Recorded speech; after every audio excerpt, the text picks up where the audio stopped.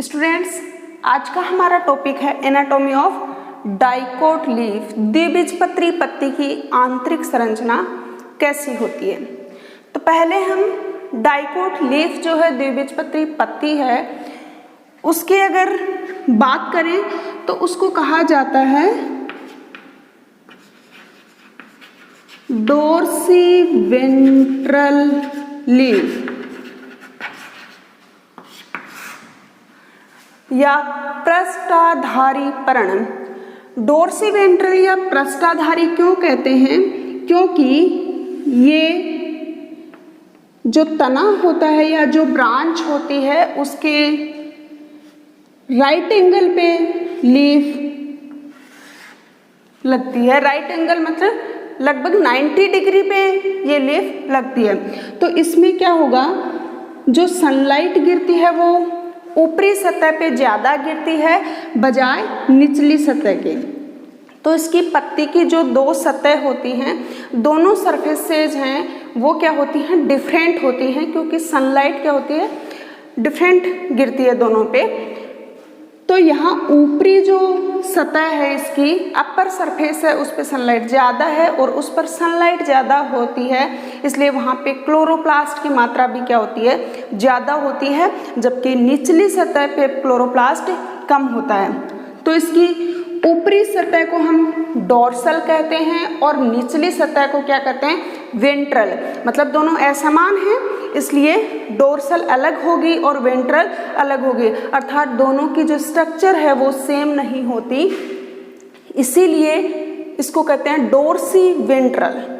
Dorsal और ventral दोनों सतह असमान है। डोर्सीवेंट्रल लीफ, और हिंदी में डोर्सल कहते हैं हम पृष्ठ सतह को और वेंट्रल कहते हैं अधर सतह को। तो पृष्ठाधारी, पृष्ठ और अधर, पृष्ठाधारी पर्ण। अब इस पृष्ठाधारी पर्ण या डाइकोट लीफ में जो वेन्स का जो विन्यास है, वेन्स और वेनलेट्स, वो कैसे होते हैं, इस तरीके से होते हैं।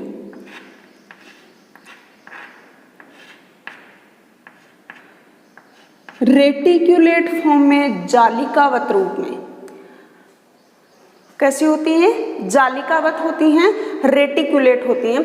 और हमें पता है वेस्कुलर बंडल जो सहवन पूल होते हैं वो कहाँ पे होते हैं, इन्हीं वेन्स पे होती है, इन्हीं सिराओं पे और सिरिकाओं पे होते हैं। तो इनमें जो मध्य सिरा होती है वो थोड़ी मोटी दिखाई देती है बजाय कि ये सिरिकाओं के।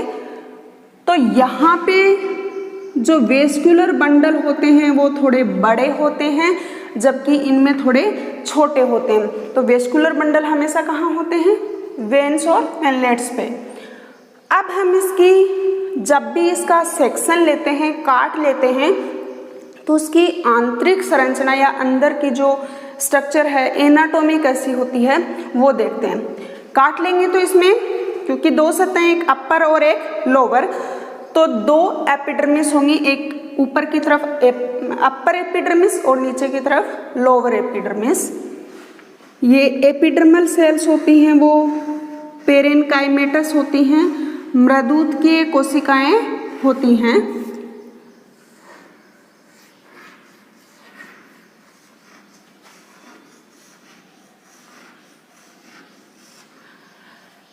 और इसके तो ये क्या हुए, अपर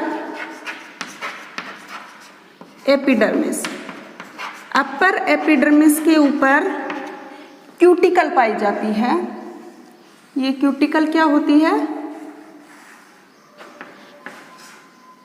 वैक्सी लेयर होती है, और ये ट्रांसपायरेशन को कंट्रोल करने का काम करती है, ट्रांसपायरेशन को कम करती है। और नीचे होगी इसकी लोअर एपिडर्मिस, निचली सतह पे या अधर सतह पे जो एपिडर्मिस होती है उसको क्या कहते हैं हम, लोअर एपिडर्मिस। अब यहाँ पे स्टोमेटा पाए जाते हैं, एपिडर्मिस में रंध्र पाए जाते हैं।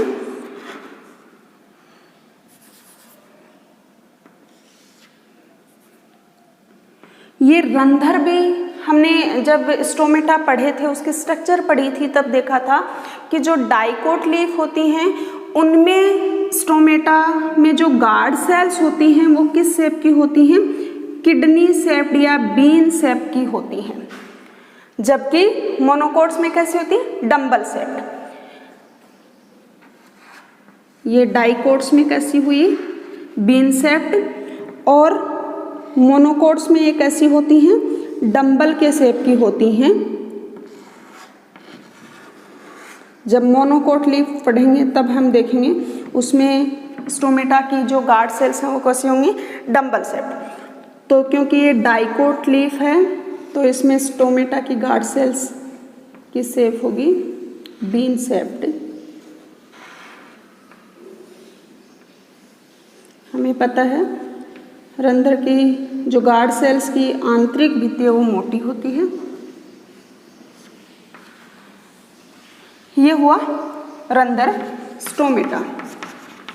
एक है तो स्टोमा, एक से अधिक हो तो स्टोमेटा, और ये है लोअर एपिडर्मिस। अब यहाँ ये जो डाइकोट लीफ है उसमें अपर एपिडर्मिस में या तो स्टोमेटा एब्सेंट होते हैं या बहुत कम नंबर में होते हैं, जबकि लोअर जो सरफेस होती है उसमें स्टोमेटा ज़्यादा नंबर में होते हैं।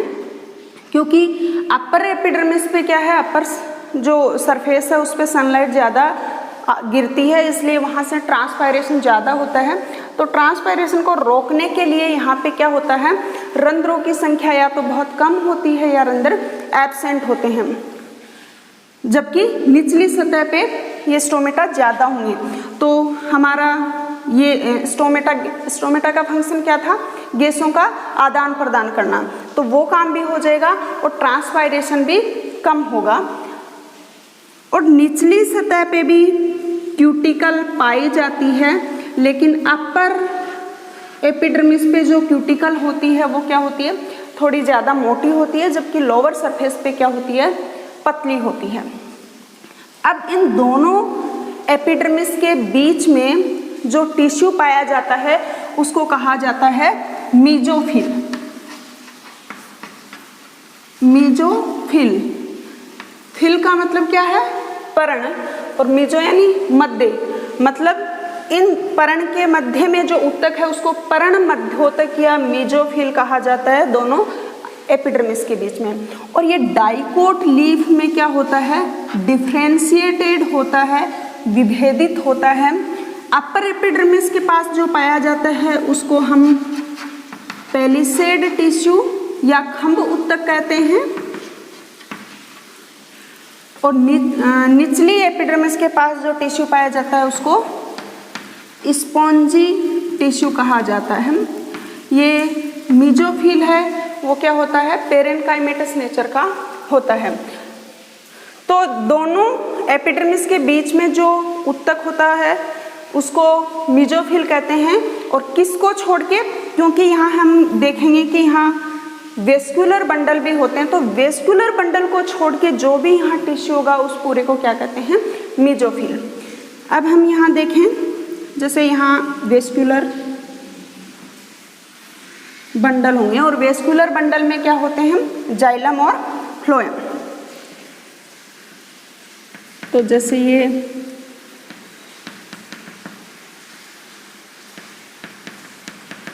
जाइलम है,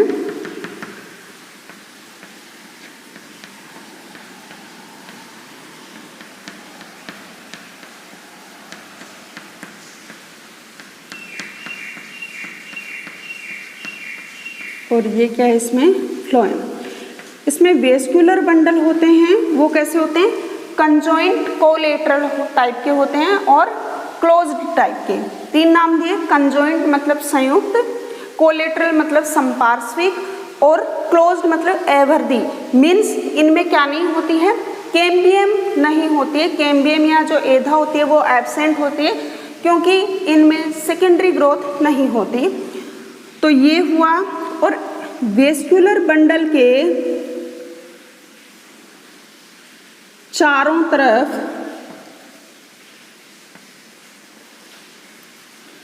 पेरेनकाइमेटस सेल्स हैं वो बंडल सीथ बनाते हैं। सीथ क्या होती है? कवरिंग या आवरण, और क्योंकि वो वेस्कुलर बंडल के चारों ओर है इसलिए इसको कहते हैं बंडल सीथ। वेस्कुलर बंडल के चारों तरफ ये सीथ है, इसलिए क्या कहा इसको? Bundle sheath. पुलाच्छद, ये पुल है, इनके बाहर आच्छद है, पुलाच्छद। ये है जाइलम और ये है फ्लोएम। अब ये पुलाच्छद के बाहर यहाँ पे मर्दूत के कोशिकाओं का एक एक्सटेंशन रहता है एपिडर्मिस तक,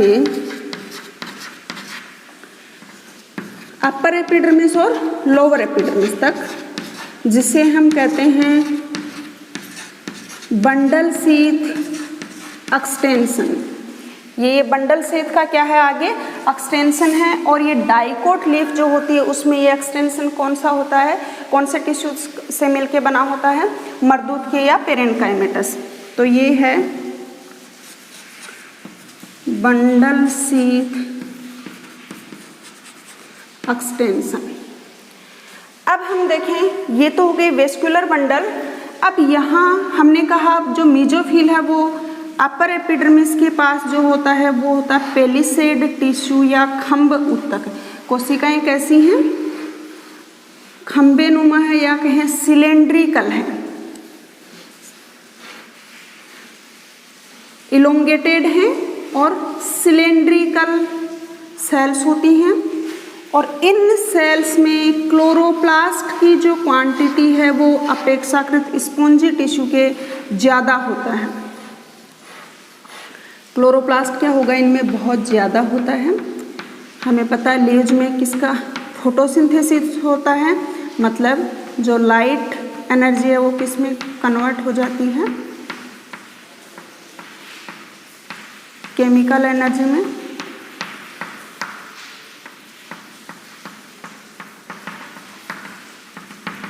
ये क्या होगा? पूरे में ऐसे क्या होगा? क्लोरोप्लास्ट होगा, क्योंकि लीव्स हैं वो क्या करती हैं? फोटोसिंथेसिस का काम करती हैं।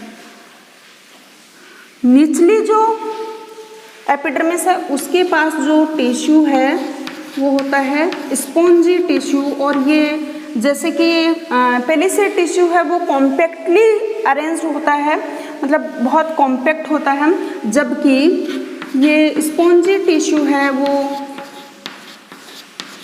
लूजली पैक्ड होता है। मतलब इसीलिए इसको हम स्पॉन्जी टिश्यू कहते हैं, क्योंकि जो स्पंज होता है उसमें क्या होती हैं? कैविटीज होते हैं, पोर्स होते हैं। यहाँ भी देखो ये एयर कैविटीज पाई जाती हैं। लूजली अटैच्ड होने की वजह से क्या है, यहाँ पे ऐसे कैविटीज पाई जाती हैं। तो ये हुआ पेलिसेड टिश्यू और ये हुआ स्पॉन्जी टिश्यू। ये स्पॉन्जी टिश्यू है उसमें भी क्या है? क्लोरोप्लास्ट पाया जाता है, लेकिन अपेक्षाकृत पेलिसेड टिश्यू के कम होता है। ये हैं एयर कैविटी। ये स्टोमेटा के ऊपर जो कैविटी होती है उसको कहते हैं हम सब स्टोमेटल कैविटी। ये सब स्टोमेटल कैविटी भी एक तरह से एयर कैविटी है, लेकिन ये स्टोमेटा के ऊपर है तो इसको हम कहते हैं सब स्टोमेटल कैविटी। तो ये है डाइकोट लीफ की आंतरिक संरचना या फिर एनाटॉमी। Thank you.